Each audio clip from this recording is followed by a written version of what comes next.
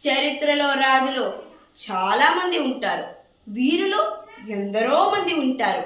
కానీ మన మనసులో స్థానం గెలుచుకునే వాళ్ళు మాత్రం అరుదుగా ఉంటారంట.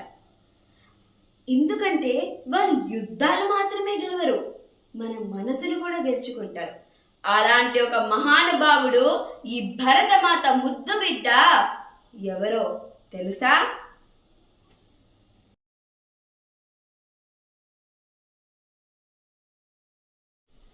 శక్తి ఉన్నవాడు గొప్పోడు కాదు, ఆ శక్తిని సత్యం ధర్మం కోసం ఉపయోగించేవాడే గొప్ప.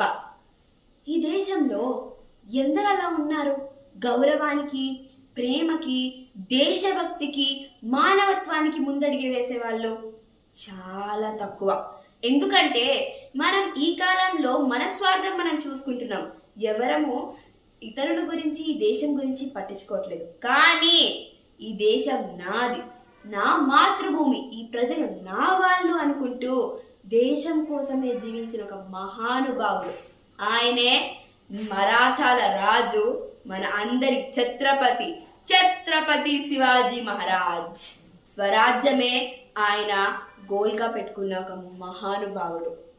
ఒక చిన్న బాలుడు ఆడుకోవాల్సిన వయసులో ఒక పెద్ద కల కన్నాడు.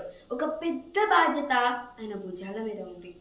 తల్లి వడిలో, జీజాబాయి వడిలో కూర్చుని మహాభారత రామాయణాలు ఎన్నో నేర్చుకున్నాడు. ఒకరోజు ఆ కథల్లో ఉన్న హీరోల్లానే మారాడు ఆయన కూడా.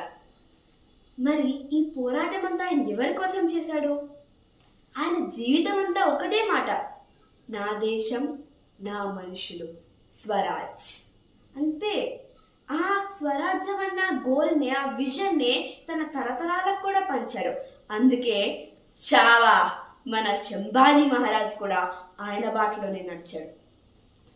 పెద్ద సైన్యం అనేది ఉండేది కాదంట, చిన్న సైన్యమే. కానీ పెద్ద పెద్ద ముఘలుల్ని, అఫ్జల్ ఖాన్ వంటి వాళ్ళని కూడా గజగజలాడించి ఓడించిన మహానుభావుడు ఆయన.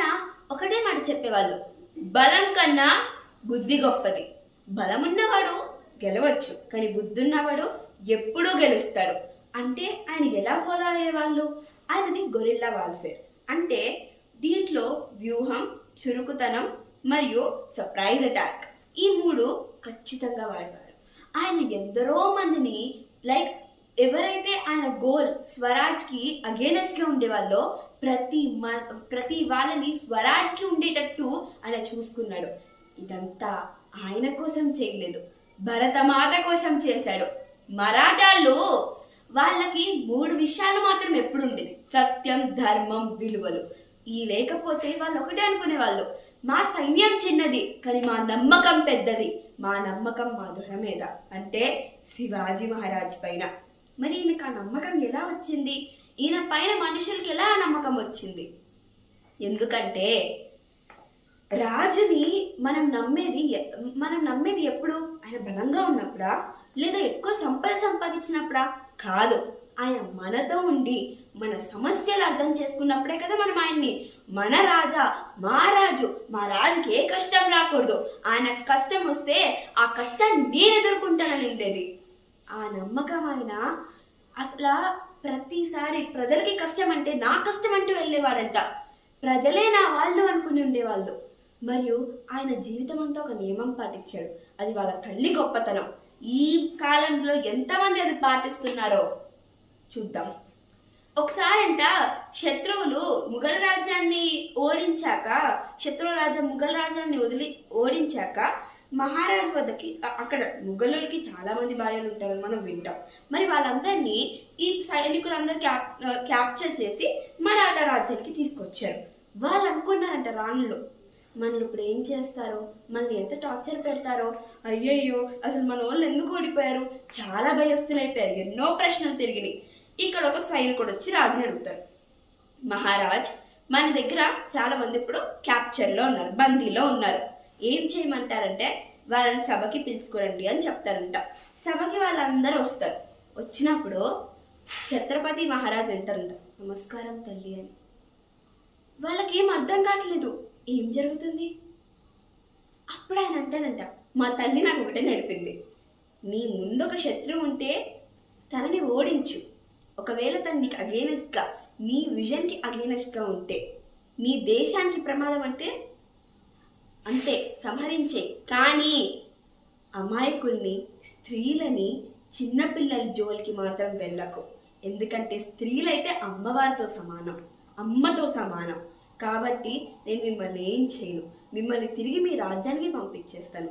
మీరు మీ సంస్కృతి చూస్తుంటారు, మీ సంస్కృతిలో మా వాళ్ళని హింసిస్తాం ఉంది, కానీ మా సంస్కృతి అందరినీ మంచిగా చూసుకుంటాం, అది మా సంస్కృతి గొప్పతనం అని వాళ్ళకి చెప్పి వాళ్ళని తిరిగి పంపితే వాళ్ళు రాసిన పుస్తకాల్లో రాశారు, శివాజీ మహారాజు వంటి వీరుడిని నేను ఎక్కడా చూడలేదు, ఎందుకంటే స్త్రీని కాపాడే చెయ్యే నిజమైన వీరుడు చెయ్యి అని.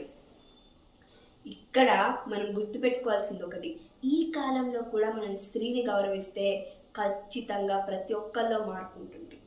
శివాజీ మహారాజ్ గురించి చెప్పాలి అంటే మనం ఎన్నో అసలు చెప్పుకుంటూ వెళ్తే ఎంతో చెప్పగలం, కానీ ఎంత చెప్పినా మనం ఆచరించకపోతే ఎలా? మనం శివాజీ మహారాజుగా ఉండలేకపోవచ్చేమో, కానీ ఆయన ఇచ్చిన బాటలో, ఆయన నడిచిన బాటలో మనం వెళ్ళొచ్చు. అలా ఉంటే ప్రతి ఒక్కళ్ళు ఒక్కొక్క శివాజీగా మారి మన భరత మాతని ఒక మంచి స్థాయిలో నిలబెట్టగలం. మనం అందరం దేశం కోసం జీవిస్తూ, మనుషుల్ని ప్రేమిస్తూ, స్త్రీలని గౌరవిస్తూ ఉంటే ప్రతి ఒక్కళ్ళలో ఒక శివాజీ పుడతాడు. ఆ శివాజీ మరెన్నో శివాజీల్ని తయారు చేస్తాడు, దేశంలో శాంతి నెలకొంటుంది. ఇలా ఉందాం ఫ్రెండ్స్, ఎందుకంటే ఇలా ఉంటే మనము మన తరతరాలు everyone will understand our India's greatness. ఇప్పుడు చాలామంది పాశ్చాత్య సంస్కృతాన్ని అడాప్ట్ చేసుకుని మన ఇండియన్ కల్చర్ని మనం మర్చిపోతున్నాం. మన సంస్కృతి ఉన్న గొప్పతనం ఇంకా ఏ సంస్కృతిలో ఉండదని ఎందరో మంది చెప్పారు. నేర్చుకోండి, తప్పు లేదు, కానీ మన సంస్కృతిని ఎప్పుడూ ముందు పెట్టండి. మన సంస్కృతి, మన దేశం కోసం చాలామంది ప్రాణాలు విడిచారు. మరి వాళ్ళ త్యాగం గుర్తుండేటట్టయినా మనం ఈ ఆచరణలోకి తీసుకొస్తే ఖచ్చితంగా బాగుంటుంది. జై భవానీ, జై శివాజీ.